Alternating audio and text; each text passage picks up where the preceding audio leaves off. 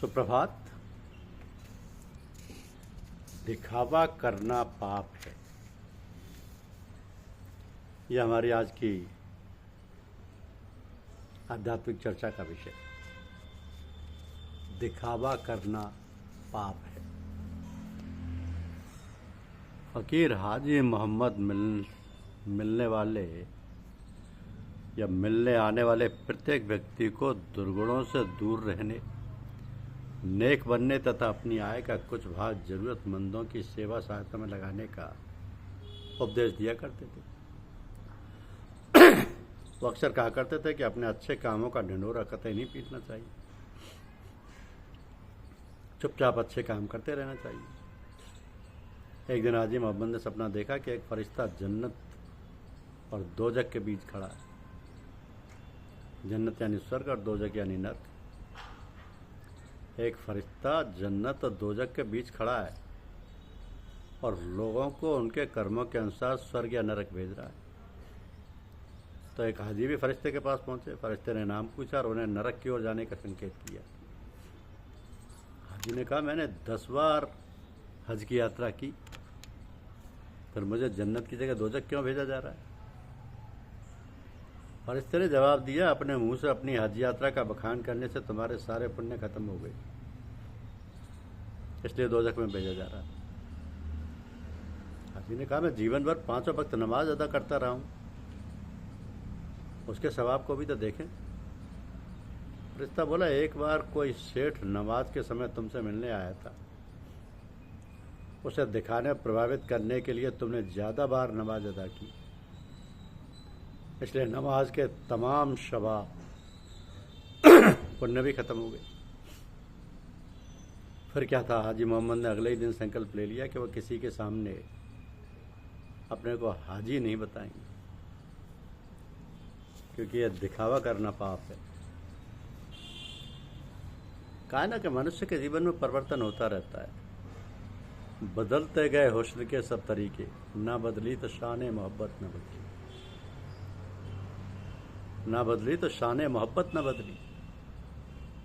एक तो प्राकृतिक रूप से होने वाला परिवर्तन जो प्रतिक्षण होता रहता है, इसका स्वरूप इतना सूक्ष्म होता है कि साधारणतः समझ में नहीं आता। संसार की प्रत्येक वस्तु में यह परिवर्तन घटित होने के कारण ही कहा जाता है कि परिवर्तन विश्व का अटल नियम है। ये तो प्राकृतिक परिवर्तन है जो देश काल और परिस्थिति के अनुसार होता रहता है, अनवरत और सतत। दूसरे प्रकार का परिवर्तन है जो समय अनुसार और आवश्यकता अनुसार अपने को व्यक्त करता है और इसके कोई नियम नहीं है। ये प्राय मनुष्य के अपने रहन सहन और व्यवहार के कारण पारस्परिक संबंधों और समाज के बदलते परिवेश में होता रहता है। इस परिवर्तन में कुछ तो आवश्यकता अनुसार होता है, कुछ एक दूसरे की नकल करने से होता है। नकल से घटित परिवर्तन में लोग ये नहीं सोच पाते कि इससे उन्हें लाभ है या हानि, क्योंकि नकल का ये रूप नित्य बदलते पहनावे में साफ दिखाई देता है। तो मनुष्य के वेशभूषा के अनेकानेक तौर तरीके समय के साथ बदलते रहते हैं,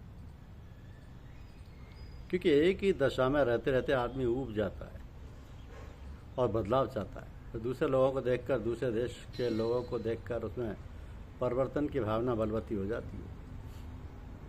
अब वैसे वेशभूषा का जो अपना महत्व है वो मुख्यतः भिन्न भिन्न जलवायु के कारण ही होता है। ये तो बहुत कुछ बदलाव केवल फैशन के कारण भी होता है। फैशन के कारण होने वाले अनुकरण में लोग ये नहीं सोचते समझते कि इसमें क्या लाभ या हानियाँ हैं। तो प्राय टीवी और सिनेमा के अवलोकन से यह अनुकरण बढ़ता हुआ लोगों के दिलों में अपनी जगह बना लेता है। फैशन का ये रूप विद्यालयों में पढ़ने वाले नवयुवक युवतियों में साफ दिखाई देता है कि उन्हें यदि इस विषय में कुछ समझाने की चेष्टा की जाए तो वो कहते हैं कि आप तो पुरानी विचारधारा के हैं, देखिए अनूस हैं, अब ज़माना बदल गया है, नए वातावरण और नई अवधारणाओं वाला ही नया हो गया। इन सब बातों का कारण है हमारे घरों में, स्कूल कॉलेजों में नैतिक शिक्षा तथा धार्मिक भावनाओं की कमी। इसलिए घर में माता पिता को अपने बाल बच्चों को धार्मिक बातों को, नैतिक बातों का ज्ञान कराना चाहिए। उन्हें समझाना चाहिए कि हमारे रहन सहन और पहनावे इत्यादि में क्या विशेषताएँ, क्या लाभ हैं। तो बालक बालिकाएँ समझें और वैसा करें। किंतु देखा ही जाता है कि माता पिता को इतना समय और अवकाश ही नहीं मिलता कि वो ये सब करें। तो बच्चे जैसा देखते हैं वैसा ही करते हैं और वैसे ही उनकी विचारधारा बनती है। श्रीमान लालाजी महाराज ने जो नियम बतलाए हैं उनमें यह भी बतलाया कि अपने बच्चों को धार्मिक शिक्षा अवश्य देना चाहिए और प्रतिदिन कोई ना कोई धार्मिक पुस्तक अवश्य पढ़नी चाहिए। अपने यहाँ रामायण एक ऐसा ग्रंथ है जो सरल सुगम होते हुए सभी प्रकार के धार्मिक और नैतिक शिक्षाओं से भरा हुआ है। इसमें भगवान राम को आदर्श मानकर जीवन के प्रत्येक प्रसंग हेतु उच्च मानवीय आदर्श को बड़े सुचारू रूप से प्रस्तुत किया गया है। तो जो लोग रामायण पढ़ते हैं, पाठ करते हैं, उनके अंदर प्रभाव होता है। उन्हें उनके आचरण तथा मन तथा मस्तिष्क में बदलाव आता है, जिससे उनकी दिनचर्या भी आदर्श बन जाती है। अब देखा यह जाता है कि प्राय लोग पूजा पाठ एक प्रकार की खाना पूरी के ढंग पर करते हैं, उसका प्रभाव उनके मन मस्तिष्क पर ना के बराबर होता है, जिससे उनके जीवन में, रहन सहन में, पहनावे में, उनकी बातचीत में कोई परिवर्तन ही नहीं होता। जब कोई बात ग्रहण ही नहीं की जाएगी तो उसका प्रभाव भी नहीं होगा। ग्रहण करने का तात्पर्य है कि जो बात बतलाई जाए उसको अपने व्यवहार में लाना, उसी प्रकार कार्य करना, बोलना, चालना, उठना, बैठना इत्यादि। तो हमारा सीखना, पढ़ना, लिखना उतना ही हमारे काम आता है जितना हम व्यवहार में उतार लेते हैं। अन्यथा शेष सब तो इधर उधर की बातों में मन मस्तिष्क का बहलाव मात्र है। जो हमें करना चाहिए, हमारे जीवन को लाभदायी और समाज को जिसकी आवश्यकता है उस पर हमारा ध्यान ही नहीं जाता। जाए भी क्यों? क्योंकि हमारा रुझान उधर है ही नहीं। हमारी शिक्षा, हमारा लालन पालन, हमारी दैनिक दिनचर्या उस प्रकार नहीं बनाएगी तो फिर रुझान क्यों हो, कैसे हो? तो ये सब बातें सोच समझकर स्वयं अपने बच्चों को धार्मिक और नैतिक शिक्षा अवश्य देनी चाहिए। घर में प्रतिदिन प्राय सब लोग मिलकर कम से कम प्रार्थना तो करें, बालक बालिकाएं भी उपस्थित रहें, तब कुछ और काम करें। मनुष्य जैसा सोचता है वैसे ही उसके काम होते हैं। तो सोचो समझो और डर जाओ जंग के मैदान में। संसार के सम्रांगण में योद्धा की भांति प्राप्त करो जीवन में एक दिव्य परिवर्तन। जीवन में एक दिव्य परिवर्तन इसी से होता है। जैसा हम सब करते हैं बच्चे उसका अनुसरण करते हैं और वैसे ही आचार विचार बड़े होकर बच्चों के बन जाते हैं। इसलिए संतान को अच्छे विचार बनाने के लिए अपने विचारों, अपने जीवन के कार्यकलापों के प्रति सजग रहना पड़ेगा। बच्चे हर बात को जल्दी निकाल कर लेते हैं। वो तो कोमल हृदय व निर्मल बुद्धि के होते हैं। जैसा कुछ करते धरते दूसरों को देखते हैं उसका वो अनुकरण करने लगते हैं। तो देखा गया है कि बहुत से लोग असभ्य हंसी मजाक करते हैं और ध्यान नहीं देते कि उनको सुनने वाला अन्य कोई उससे प्रभावित भी हो रहा है। जब वही बातें बच्चे बड़े होकर करते हैं तब उनके माता पिता को बुरा लगता है और उसका उपचार पूछते हैं। इसका उपचार यही है कि अपने को संयम नियम के सारे रखो, भगवत भजन करो,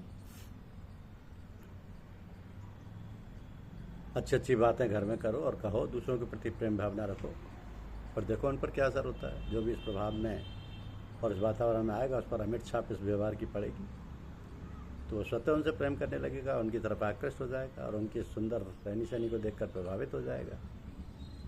इसी प्रकार सत्संग को देखकर यही है पूजा। सिर्फ आंख बंद करना ही पूजा नहीं है। पूजा है आदर्श, आचार विचार, संयम नियम, शिष्ट रहनी सहनी और दूसरों के सुख दुख को बांट लेने की प्रवृत्ति। इस प्रकार अपने समुचित व्यवहार, शालीन आचरण तथा मधुर वार्तालाप से सबकी आत्मा को उद्बुद्ध एवं जागृत बना देना ही हमारा दैनिक कर्तव्य होना चाहिए। धन्यवाद। यूट्यूब चैनल को लाइक और सब्सक्राइब अवश्य कीजिए। शुक्रिया।